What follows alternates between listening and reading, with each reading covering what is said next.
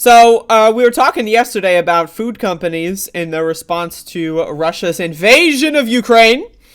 So McDonald's, we found out yesterday on yesterday's program that McDonald's first opened within the, greater Russia area in the Soviet Union in 1990. Now, for those of you that don't know, the Soviet Union wasn't doing so well in 1990, and so McDonald's comes around, and then the Soviet Union collapses 6 months later, right? I'm just saying, is it chicken or the egg? Who knows what's going on there? Either way, McDonald's was trying to, a lot of these companies, for whatever reason, are trying to avoid commenting on something that's very obvious, like Ukraine is very obviously the side you should be on in this instance. But anyway, I don't even know, why are we looking to food companies, by the way, to do this? I don't know, there's a lot going on that's very strange, let me tell you. Like, we're all looking, I wonder what Taco Bell has to say about Russia's invasion of Ukraine.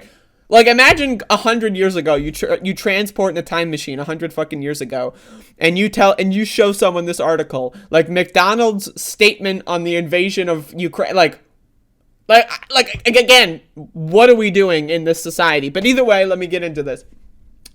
McDonald's to shutter 850 Russia stores after backlash. Chain was under pressure to respond after Ukraine invasion, company to continue paying workers in Russia during pause.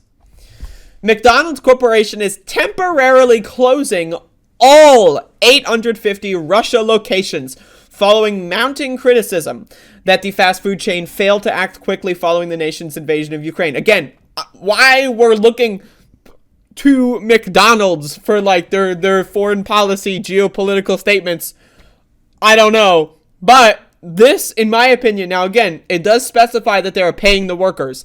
Assuming they are paying the workers 100% of their wages, I'm in on this. This is a good idea. No one needs McDonald's. I'm sorry, you don't need it. Fuck McDonald's. And it does make a powerful statement to, see all of the McDonald's, right? Again, McDonald's flourishing in the post-communist, whatever, your made-up definition of communism that it would apply to the Soviet Union was.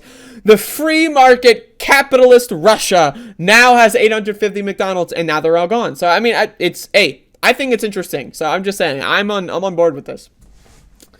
The company will continue paying its 62,000 employees in Russia, McDonald's said in a letter Tuesday from Chief Executive Officer Chris Kempski. McDonald's has also temporarily closed its 100 locations in Ukraine and continues to pay its employees there.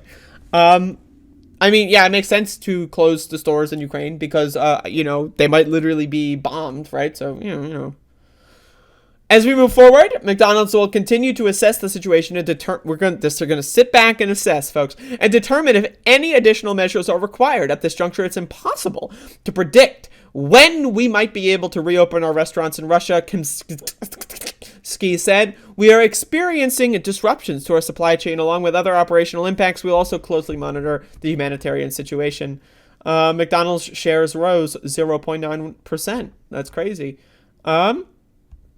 So only 2% of all McDonald's restaurants are in Russia or Ukraine.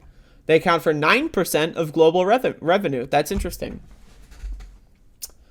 But anyway, so McDonald's got pressure and other fast food... I don't know why fast food companies are being pressured to have foreign policy takes. But also, McDonald's has a good foreign policy. So...